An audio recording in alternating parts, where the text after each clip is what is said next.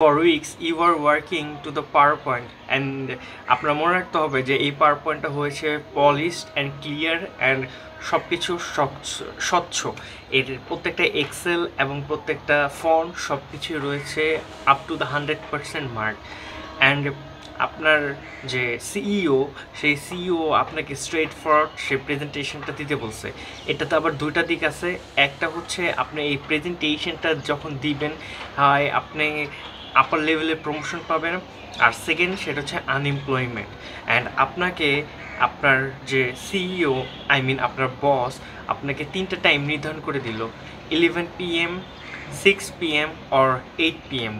এই তিনটার মধ্যে আপনি কোনটা চুজ করবেন? দ্য সাইকোলজিস্ট বাউমিস্টার অ্যান্ড হিজ কলবেটার জিন উইং তারা হচ্ছে কি একটা এক্সপেরিমেন্ট করার জন্য কিছু ইনএক্সপেন্সিভ কিছু জিনিসপত্র হচ্ছে গিয়ে একটা জায়গায় রাখলো এবং তারা তাদের স্টুডেন্টকে দুটা টিমে ভাগ করে দিল।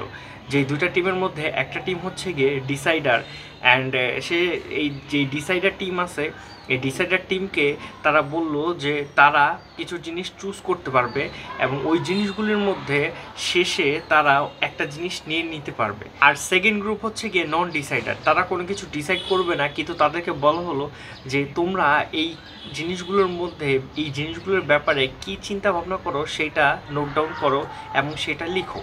শেষমেশ এক্সপেরিমেন্ট শেষ হওয়ার পর তারা হচ্ছে গিয়ে মানে যারা এক্সপেরিমেন্ট করলো তাদেরকে স্টুডেন্টকে মানে যারা নন ডিসাইডার তাদেরকে হচ্ছে গিয়ে তাদের মতে মানে যারা হচ্ছে গিয়ে নন ডিসাইডার তাদেরকে হচ্ছে গিয়ে যারা টিচাররা যারা এক্সপেরিমেন্ট করতেছিল বুঝাইতে পারতেছেন আই ডোন্ট নো, এক্সপেরিমেন্ট করতেছিল তাদেরকে হচ্ছে গিয়ে একটা জিনিস হচ্ছে তারা নিজ ইচ্ছায় দিবে এবং শেষ পর্যন্ত তাদেরকে প্রথম একটা স্টেপে আনা হলো যেখানে হচ্ছে গিয়ে ঠান্ডা শীতল ঠান্ডা পানির মধ্যে তাদেরকে হাত চুবিয়ে রাখার একটা প্র্যাকটিস করানো হলো। চুবিয়ে রাখার যে প্র্যাকটিস এটা খুবই সিম্পল, বলতে কি সবাই ঠান্ডা পানিতে হাত চুবিয়ে রাখলো এবং এটা দেখা গেলো যে কে সব থেকে বেশি মানে কার ধৈর্য শক্তি সব থেকে বেশি যে সে ঠান্ডা পানির মধ্যে হাত চুবিয়ে রাখতে পারে। এক্সপিরিয়েন্স শেষে দেখা গেল যে যারা ডিসাইডার ছিল তারা তাদের উইল পাওয়ার খুবই উইক হওয়ার কারণে তারা খুব সহজেই সেই ঠান্ডা পানির ভিতরে হাত রাখতে পারলো না, কিন্তু যারা হচ্ছে নন ডিসাইডার তারা হচ্ছে গিয়ে খুব ইজিলি তার ডিসাইডার থেকে বেশি ঠান্ডা পানির মধ্যে হাত দিয়ে রাখতে পারলো। উইল পাওয়ারের ব্যাপারে একটু পরে আসতেছি, but making decision is exhausting. Anyone who else making hotel trip কিংবা হচ্ছে কি কোনো ল্যাপটপ বা ইলেকট্রনিক্স কিনতে গেল কিংবা বিভিন্ন রকমের ডিজাইন বা জামা কাপড় কিনতে গেল, তারা দেখবেন নর্মালদের তুলনায় একটু বেশি এক্সস্টেড থাকে। And after all this comparing considering and choosing you are exhausted, and এটাকে বলি আমরা হচ্ছে ডিসিশন ফ্যাটিক। এখন আসি আমরা যে এই ডিসিশন ফ্যাটিক টার্ম তো বললাম এবং আমরা উইল পাওয়ারের কথাও অল্প একটু জেনেছি, কিন্তু এই উইল পাওয়ারটা কীভাবে কাজ করে আর উইল পাওয়ারটা কেনই বা লো হয়ে যায় আর উইল পাওয়ারটা কেনই বা আমাদের এত দরকার। উইল পাওয়ার আমাদের দরকার সব কিছু ডিসিপ্লিন অনুযায়ী করতে, আর যখন আমরা উইল পাওয়ার ইউজ করি উইল পাওয়ার আমাদের মনে রাখতে হবে এটা একটা ব্যাটারির মতো অ্যান্ড এটা রিচার্জ করা যায়। রিসার্চের যে ওয়ে সেটা হচ্ছে গিয়ে খাবার দাবার খাওয়া অ্যান্ড প্রপার রেস্ট নেওয়া অ্যান্ড ডিসিশন যত পারা যায় কম করানো। এই জন্য দেখবেন বিভিন্ন ব্যক্তিবর্গরা ডিসিশন কম নেয়, যেমন প্রতিদিন আপনারা কী জামা কাপড় পরবেন অ্যান্ড একটা শিডিউল থাকে যে এই দিনে আমি কোথায় কোথায় যাব কী কী কাজ করব।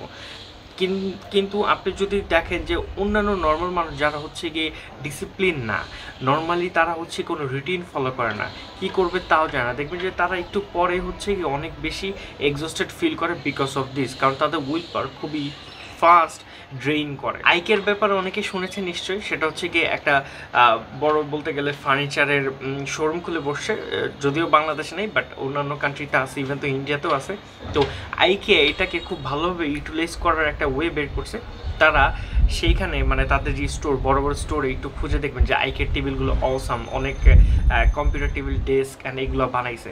তো আইকে কী করছে, ওদের যে স্টোরে আছে বিভিন্ন রকমের জিনিসপত্র ছড়াই ছিটে দিছে, যে জিনিসপত্র ছড়াই ছিটে দেওয়ার কারণে মানুষগুলো ডিসিশন নিতে খুবই হ্যাট্রিক ফিল হয় এবং ওই যে অফিস বলতে গেলে আইকের যে শোরুমটা ওইটার মাঝামাঝি হচ্ছে কি তারা একটা ক্যাফে দিছে, যার কারণে তাদের 2-3% বা আরও একটু বেশি লস হইলেও তাদের ওই যে ব্রেক থ্রো অ্যান্ড ক্যাফে ওই ব্যাপারটা নিয়ে উঠায় যায়। যখন আপনি খাবার দাবার খান, রেস্ট নেন, নিজেকে একটু টাইম দেন যে সব কিছু গুছিয়ে নেওয়ার এবং আমার ব্রেনকে সব কিছু অ্যানালাইজ করার যে কী হচ্ছে, আমি কী করতে চাচ্ছি, তখন আপনি আরও বেটার ডিসিশন নিতে পারেন, আরও ভালো জিনিস করতে পারেন।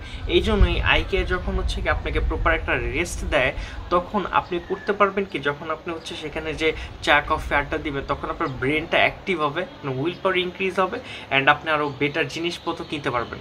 এই ক্ষেত্রে তারা এই যে স্ট্র্যাটেজি সেটা ফলো করে। ওয়েল, আমি যেহেতু বই পড়তেছিলাম, ভাবলাম যে এই ডিসিশন ফেটিকটা আপনাদের সাথে একটু শেয়ার করি, এবং আজকে তাই করলাম। জানি না কীরকম হয়েছে, অ্যান্ড আগামীতে হয়তো বা একটা দুটো এরকম করে শেয়ার করবো, বিকজ অফ আমি আগেই বলছি যে প্রত্যেকদিন ভিডিও বানানোর রিজন এটাই হচ্ছে যে আমার যে বোঝানোর যে মানে যে বোঝানোর যে কী বলবো, যে উইল পাওয়ার এটা যাতে আর একটু বেটার হয়। সো সাবস্ক্রাইব দিস চ্যানেল, যারা নতুন আছেন please subscribe this channel, and আমাকে যারা নতুন দেখতেছেন subscribe this channel, hit the like button, আর আমার সাথেই থাকুন। ধন্যবাদ। আর